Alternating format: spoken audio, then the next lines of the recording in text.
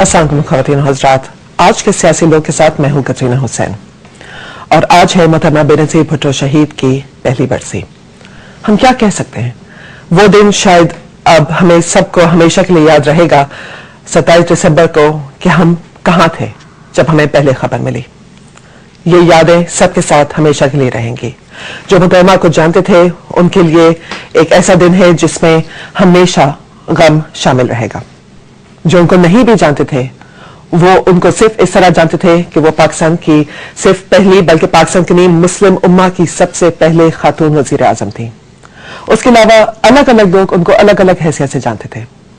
कोई उनको दोस्त की हैसियत से जानता था तो कोई सियासी लीडर के तहत। लेकिन कुछ लोग ऐसे हैं जो उनको सियासी लीडर के अलावा बचपन से ही जानते थे। और आइए आपका उनसे तारुफ कराते हुए आज हमारे साथ स्टूडियो में मौजूद हैं। आज हमारे पहले मेहमान हैं सैयद इफ्तिखार हुसैन गिलानी साहब। आप मोहतरमा बेनज़ीर भुट्टो की पहली काबीना में लॉ मिनिस्टर थे, लेकिन आपने पाकिस्तान पीपल्स पार्टी ज्वाइन की थी 1970 में और उस वक्त से मोहतरमा बेनज़ीर भुट्टो शहीद को जानते थे, उनके वालिद को जानते थे। उनसे हम बात करेंगे कि उनकी यादें क्या हैं। और आज हमारे दूसरे मेहमान हैं जाहिद हुसैन साहब। आप सीनियर एडिटर हैं न्यूज लाइन मैगजीन के और आप भी बेनज़ीर भुट्टो साहबा को बहुत करीब से जानते थे। आपने उनकी कवरेज के अलावा उनसे इतनी बातचीत भी रहती थी और one of the trusted persons Zahid को वो कहती थी। आप दोनों का बहुत बहुत शुक्रिया कि आज आप हमारे प्रोग्राम में शिरकत कर रहे हैं। और गिलानी साहब, मुझे समझ में नहीं आता कि मैं गुफ्तगू कहाँ से शुरू करूं। आपको तो बीबी के से आप जानते हैं, जब वो लिटरली कहते हैं बचपन से। Tell us about her. मैं यानी एक तो बेसिक एक बात तो she was a very eastern woman. बड़ी यानी जिंदगी लोगों को बड़ा अजीब उनके मुतालिक ख्यालात होंगे कि बिकॉज अंग्रेजी स्कूलों में पढ़ी हुई और कैम्ब्रिज की और बर्कले की, लेकिन बुनियादी तौर से बड़ी मशरकी खातून थी, औरत थी। That was and she was very proud of heritage, not of her culture. And मैं अपना तजुर्बा बता सकता हूँ because we became very close. पहली बार मेरी मुलाकात उनकी जब सीनियर बचपन में तो पार्टी शहीद जुल्फ़िकार अली भुट्टो साहब थे, we were in the party, but first time Zulfikar जब भुट्टो साहब को कैद किया ज़ियाउल हक ने सेकंड टाइम, तो 78 में Benazir started touring the country. So she came to Frontier also. I was one of the first 3 persons of People's Party who disqualified. बेगम साहब, बेगम भुट्टो, एक हनीफ खान हमारे उतुल्ला बख्श फौत हो गए, फेडरल मिनिस्टर भी थे फ्रंटियर से, एक मैं, हम तीनों को डिस्क्वालीफाई हो गए। ब्रिगेडियर्स की ज़ियाउल हक की मार्शल लॉ था, तो हम पे ये कदगन लगी हुई थी कि we could not take part in political activity. तो बीबी जब आ रही थी फ्रंटियर तो मैंने कहा, मैं कहते हैं please you don't move, I will come to your house. And she was gracious enough. Kohat में मेरे घर मेरी पहली मुलाकात इनसे एज अ पोलिटिकल एंटिटी हुई। मेरे अपने घर में कोहाट में आई, she had lunch with me, Samia, उनकी very dear friend. I have enormous respect for that lady also.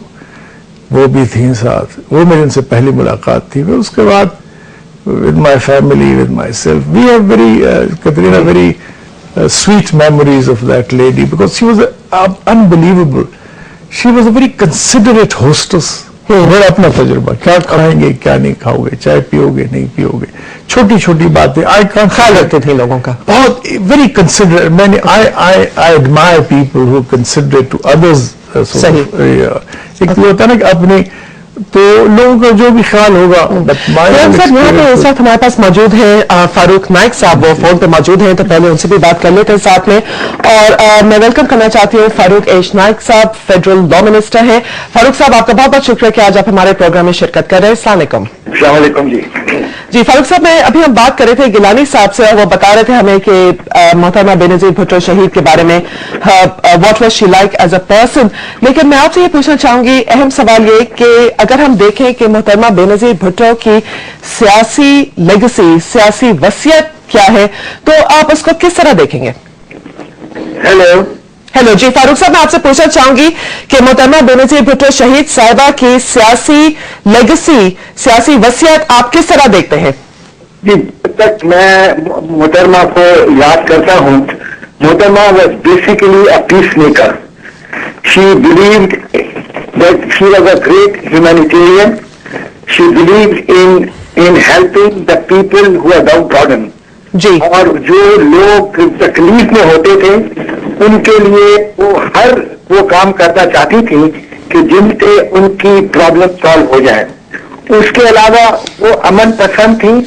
لوگ اگر ان سے زیادتی کرتے تھے اور اگر ایک دفعہ معافی مانگ لے تو وہ ان کو فوراً معاف کر دیتے تھے, معاف کر دیتی تھی. تو جو ان کی خوبیاں ہیں وہ اتنی ہیں. She was a very compassionate woman, very intelligent, very wise, a good mother and a good wife. Okay Farooq Naik صاحب آپ ابھی بتائیں گے کہ اگر ہم دیکھتے ہیں تو ہم کہتے ہیں کہ محترمہ بینظیر بھٹو کا تحریری پولیٹیکل لیگسی اگر ہے تو وہ میثاق جمہوریت ہے جو 14 مئی 2006 کو انہوں نے لندن میں سائن کی تھی میاں نواز شریف صاحب کے ساتھ. اس کے حوالے سے کیا آپ اور آپ کی پارٹی سمجھتے ہیں کہ دس از ہر ول, ہر لیگسی, کیا میثاق جمہوریت ہی ان کی لیگسی ہے, اور اگر ہاں تو اس پہ آپ لوگوں نے کتنا کام کیا ہے؟ جی, جہاں تک میثاق جمہوریت کا تعلق ہے, میثاق جمہوریت کو تمام ہماری پولیٹیکل پارٹی جو ہے اس پر بلیو کرتی ہے. یہ ہمارے کو چیئرمین آصف علی زرداری صاحب جو اس وقت صدر ہیں وہ بھی میثاق جمہوریت پر بلیو کرتے ہیں. اور اس میثاق جمہوریت کو سامنے رکھتے ہوئے ہم نے کولیشن گورنمنٹ بنائی تھی PML-N کے ساتھ. اس میثاق جمہوریت کو سامنے رکھتے ہوئے ایک کانسٹیٹیوشنل پیکج بھی بنا تھا جو کہ تمام لوگوں کو ڈسٹریبیوٹ کیا گیا تھا تاکہ وہ اپنی سجیشنز دیں, تاکہ جو بھی اس میں ترامیم کرنا چاہیں ہم ترامیم کر سکیں.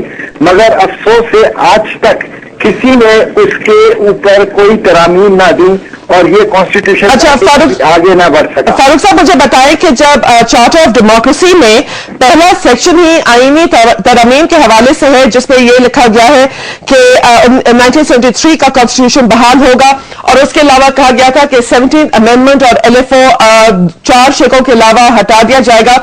یہ سارے معاملات پر اور ججز کی بحالی پر آپ کی حکومت نے کیوں نہیں ابھی تک کچھ کام کیا؟ آپ کی حکومت کو تو 10 مہینے ہو چکے ہیں. دیکھیے جی, بات یہ ہے کہ in order to bring the amendments in the constitution under article 238 of the constitution you need 2/3 majority to do that. اور جتنی بھی 73 کے آئین کے اندر امینڈمنٹس آئی ہیں شہید بھٹو ذوالفقار علی بھٹو کے بعد, وہ تمام امینڈمنٹ جو کہ آئین کے اندر خامیاں پیدا کی گئی ہیں وہ اس کانسٹیٹیوشن پیکج کے ذریعے ریموو کی گئی. مگر اس پیکج کو جس میں کہ اس کے علاوہ اور بھی چینجز تھیں جو کہ وقت کے دھارے کے مطابق اب ضرورت ہو گئی تھی کہ ان یہ چینجز لائی جائیں. ان تمام کو سامنے رکھ کے یہ کانسٹیٹیوشن پیکج بنا تھا جس میں میثاق جمہوریت کی باتیں, آئین کو 73 کے آئین کو واپس لانے کی بات, یہ سب چیزیں کی گئی ہیں. اچھا فاروق صاحب, یہ میں بات کرنا چاہوں گی کہ اس کی جو آپ کا کانسٹیٹیوشن پرپوز پیکج ہے اس کی کافی شقیں ایسی ہیں جو جا کے ڈائریکٹلی ٹکراتی ہیں چارٹر آف ڈیموکریسی سے. مثلا یہ کہ آپ نے ایک شق رکھی ہے کہ any indemnity what's ever president کو آپ ایک وہاں پہ آپ نے ایک ریکمنڈیشن دی ہے. دیکھیں یہ ساری چیزیں اسی لیے, جیسے ہم نے یہ شروع میں یہ لکھا تھا کہ this propose constitution package is not a document. اگر کسی کو یہ شکایت ہے یا شکایت تھی کہ یہ there was a Kalash between this proposed package and certain articles or certain sections of the Charter of Democracy, then the suggestions and advice could have come forward for the purpose of removing the same. لیکن فاروق صاحب میں یہاں پہ of course ایک بات پوچھنا چاہوں گی کہ محترمہ بینظیر بھٹو نے یہ کوئی پریزیڈنٹ پاورز کی بات نہ میثاق جمہوریت میں کی ہے, نہ بھی انہوں نے اپنے کبھی سیاسی کریئر میں ایسی کوئی بات کی تھی. تو یہ کیوں ضروری سمجھا گیا آپ کی پارٹی کی طرف سے, آپ کی لا منسٹری نے یہ تیار کیا کہ صدر کے اختیارات کو بڑھایا جائے؟ دیکھیے جی, جہاں تک پاور آف دی پریزیڈنٹ کا تعلق ہے اس کے اندر پہلے بھی پریزیڈنٹ کے پاس کچھ پاورز تھی, کچھ نہیں تھی. اور اگر ہم نے کچھ رکھی تھی کچھ powers keeping into view the circumstances and the prevailing conditions in the country, اگر کسی کو اس پر اعتراض تھا تو اعتراض سامنے